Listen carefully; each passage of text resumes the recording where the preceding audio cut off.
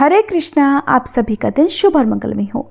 आज आप सुनेंगे आश्विन मास महात्म्य का 14वां अध्याय।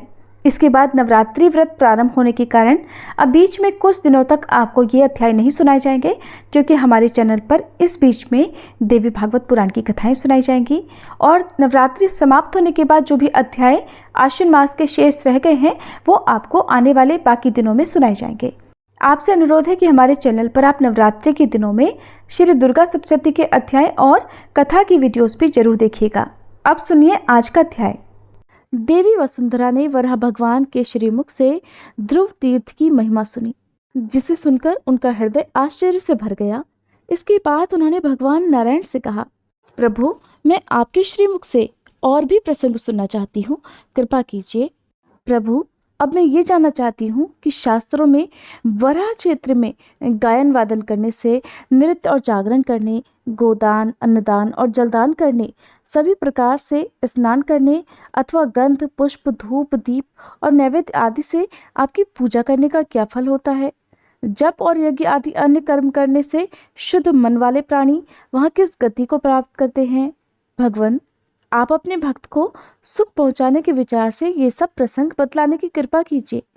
तब भगवान वराह बोले, देवी, ये कथा अत्यंत पुण्यप्रद और सुख देने वाली है। पहले इसी क्षेत्र में एक खंजन नामक पक्षी रहा करता था। एक बार उसने बहुत से कीड़ों को खा लिया, जिसके कारण वह अजीर्ण से अत्यंत पीड़ित होकर मरने वाला हो गया और उसी क्षेत्र में ही गिर पड़ा। इतने में ही बहुत से बालक इधर उधर से दौड़ते और खेलते हुए वहां आ पहुंचे और उस मरणासन्न पक्षी को देखकर कहने लगे, हम लोग इसे पकड़ेंगे। फिर उनमें भी आपस में विवाद छिड़ गया। कोई कहता ये मेरा है, कोई कहता ये मेरा है। इस प्रकार खेल ही खेल में उन बालकों में झगड़ा होने लग गया और महान कलह कोलाहल मच गया। तब तक एक बालक ने उसे उठाकर गंगा के जल में फेंक दिया। साथ ही कहा, भाई, ये तुम ही लोगों का है, इससे मेरा कोई उद्देश्य नहीं है। वसुंधरे, इस प्रकार वह मरा हुआ खंजन पक्षी गंगा के जल से भलीभांति भीग गया। जहां वह गंगा के जल में पड़ा था वह आदित्य तीर्थ था। फिर तो वह उस तीर्थ के प्रभाव से अनेक उत्तम यज्ञ करने वाले धन और रत्न से परिपूर्ण किसी वैश्य के घर में उत्पन्न हुआ। वसुंधरे, वह रूपवान, गुणवान, विवेकी, पवित्र तथा मुझ में भक्ति रखने वाला पुरुष हुआ। हे सुव्रते, इस प्रकार उस बालक के 12 वर्ष बीत गए। एक बार जब माता और पिता सुख से बैठे हुए थे, उन पर उस गुणी बालक की दृष्टि पड़ी। उसने पृथ्वी पर सिर रखकर उन्हें प्रणाम करके कहा, पिताजी, अगर आप लोग मेरा प्रिय करना चाहते हैं तो मुझे एक वर देने की कृपा करें। मेरी प्रार्थना यह है कि आप दोनों मेरे मनोरथ में किसी भी प्रकार की कोई बाधा न डालें। पिताजी, मैं सत्य की शपथ खाकर कहता हूँ, आप मेरे गुरु हैं, जैसा आप कहेंगे वही होगा। देवी, अपने पुत्र की ये बात सुनकर दंपति का हृदय आनंद से भर गया और उन्होंने फिर अपने सुंदर नेत्रों वाले बालक से बात कही कि पुत्र, तुम जो जो कहोगे और जो कुछ तुम्हारे मन में बात हो, हम लोग वो सब कर देंगे। बस अब तुम विश्वास करके बोलो। पुत्र, हमारी 3000 गायें हैं जो सभी खूब दूध देती हैं। तुम जिसे चाहो उसे इन्हें दे सकते हो। इसमें लेश मात्र भी सोचने की जरूरत नहीं है। अगर तुम चाहो तो हमारा व्यापार का काम बहुत प्रसिद्ध है, उसका भी सारा अधिकार मैं तुम्हें सौंप सकता हूँ। तुम न्यायपूर्वक उसकी व्यवस्था करो या फिर मित्रों को धन बांट दो। पुत्र, तुम धन, धान्य, रत्न आदि जिसे जो भी चाहो दे सकते हो। इसमें तुम्हें कोई रोक टोक नहीं है। हम अच्छे कुल तथा जाति में उत्पन्न बहुत सी सुंदरी भली कन्याओं को भी विवाह विधि के द्वारा तुम्हें प्राप्त करा सकते हैं। सौम्य, अगर तुम्हारे मन में जैसे पूर्व के वैश्य लोग वेद में कहे हुए विधान के अनुसार यज्ञ किया करते थे, वैसे यज्ञ करने की इच्छा हो तो तुम उसे भी कर सकते हो। वैश्य का कर्म खेती है। इसके लिए 8 बलवान बैलों द्वारा चलने वाले 100 हल भी हमारे पास हैं। फिर तुम और क्या पाना चाहते हो? जितने ब्राह्मणों को भोजन कराकर तुम तृप्त करना चाहते हो, ये कार्य या फिर कोई अन्य कार्य जैसा भी हो, वो सब अपनी इच्छा अनुसार संपन्न कर सकते हो। वसुंधरे, अपने माता पिता की बात सुनकर उस धर्मात्मा बालक ने उनके चरण पकड़ लिए और उनसे कहने लगा, पिताजी, गोदान से इस समय मेरा कोई प्रयोजन नहीं है, न मित्रों के विषय में ही मुझे कोई चिंता है। मुझे विवाह या यज्ञ के फल की भी कोई इच्छा नहीं। मैं व्यापार का काम करूं, खेती और गोरक्षा में मेरा समय बीते, या फिर सभी अतिथियों का सत्कार करूं, इन बातों के लिए भी मेरे हृदय में कोई आसक्ति नहीं। पिताजी, मेरे मन में तो बस भगवान नारायण के क्षेत्र वराह क्षेत्र की एक प्रगाढ़ चिंता है। देवी, बालक के माता पिता दोनों ही मेरे उपासक थे। उन्होंने पुत्र की ये बात सुनी तो वे दोनों ही दुख में भरकर करुण विलाप करने लग गए और कहने लगे, जिसमें माता कहने लगी कि बेटा, अभी तो तुम्हें जन्मे केवल 12 वर्ष ही बीते हैं। बेटा, भगवान नारायण की शरण में जाने की चिंता तुम्हें अभी से कैसे हो गई? जिस समय तुम्हें उसके योग्य आयु प्राप्त होगी तब तुम उस बात पर सोचना। अभी तो मैं भोजन लेकर तुम्हारे लिए पीछे पीछे दौड़ती हुई चलती हूँ। पुत्र, तुम बराह क्षेत्र में जाने की बात अभी से क्यों सोचने लगे? अरे, अभी तो तुम दूध में बच्चे हो। मेरे स्तन धन्य हैं जिससे सदा दूध बहता रहता है और तुम उसे पीते हो। बेटा, तुमने अपने स्पर्श सुख की आशा लगने वाली मुझ माँ के प्रति ये क्या सोच लिया? जब तुम रात में सोकर करवटें बदलते हो तो उस समय भी मुझे माँ माँ कहकर पुकारते हो। फिर वराह क्षेत्र जाने या नारायण के आश्रम की इस प्रकार बातें क्यों सोचने लगे? अरे, जब तुम खेलते हो तो अन्य स्त्रियां भी बड़े स्नेह से तुम्हारा स्पर्श करती हैं। वत्स, किसी ने भी कहीं खेल में, घर पर या अपने परिजन में तुम्हारा कोई अपराध नहीं किया। नौकरों ने तुम्हें कभी कड़वे वचन नहीं कहे। तुम्हें डरवाने के लिए भी मैंने कभी अपने हाथ में छड़ी तक नहीं ली। फिर पुत्र, तुम इस वैराग्य की बातें क्यों कर रहे हो? वसुधे, माता की बात सुनकर उस बालक ने उससे मधुर वचनों में कहा, माँ, मैं तुम्हारे गर्भ में रह चुका हूँ।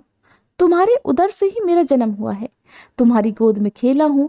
प्रेम से मैंने तुम्हारे स्तनों का पान किया है। धूल लगे हुए शरीर से तुम्हारी गोद में बैठा हूँ।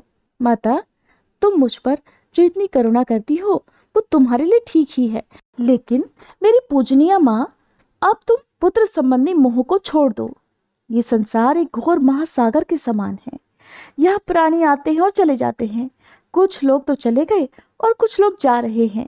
कोई जीव दिखता है, फिर वो नष्ट हो जाता है और फिर आगे कभी दिखाई नहीं पड़ता।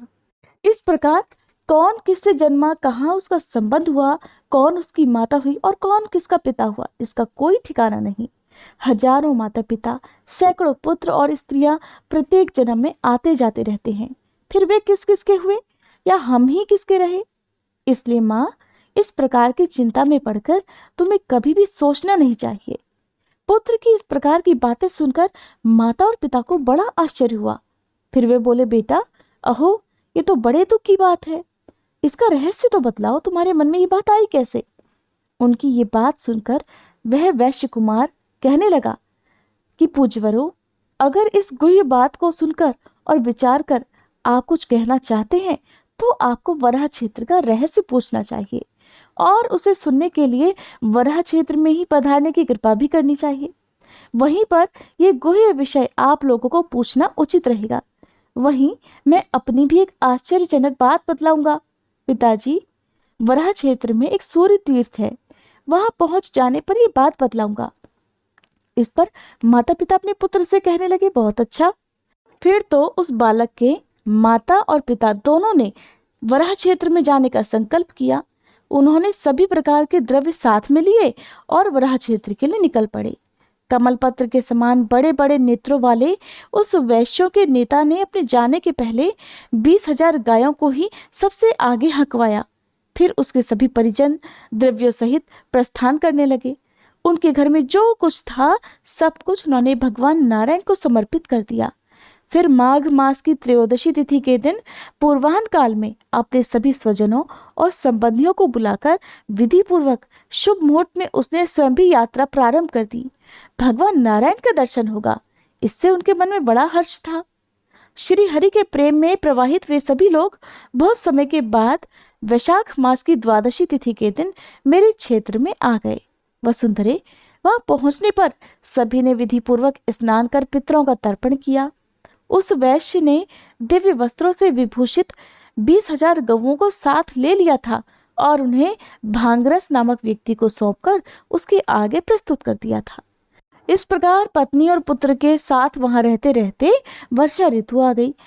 जिससे कदम्ब, कुटज और अर्जुन नाम के वृक्ष पुष्पित हो गए। नदियों की गर्जन, मोरों के मधुर स्वर, कुटज और अर्जुन और कदम्ब आदि वृक्षों की सुगंध गंध और भौनों का गुंजन, पवन का प्रवाह, ये सब उस ऋतु की विशेषता थी। फिर शरद ऋतु का आगमन हुआ और अगस्त नक्षत्र का उदय हुआ।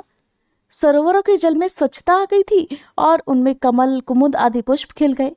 चारों ओर का वातावरण बहुत ही सुखद होने लगा था। अब शीतल सुगंध और परम सुखदायी वायु बहने लगी। फिर धीरे धीरे ये ऋतु भी समाप्त हो चली और कार्तिक महीने के शुक्ल पक्ष की एकादशी तिथि आई। वसुंधरे, उस समय उस वैश्य दंपति ने स्नान कर रेशमी वस्त्र धारण किया और अपने पुत्र से कहा, पुत्र, हम लोग यहाँ 6 महीने सुखपूर्वक रह चुके।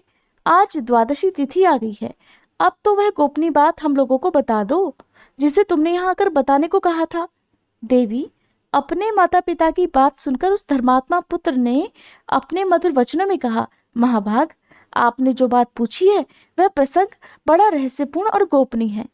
इसे मैं कल सुबह आप लोगों को बतलाऊंगा। पिताजी, आज ये द्वादशी तिथि है।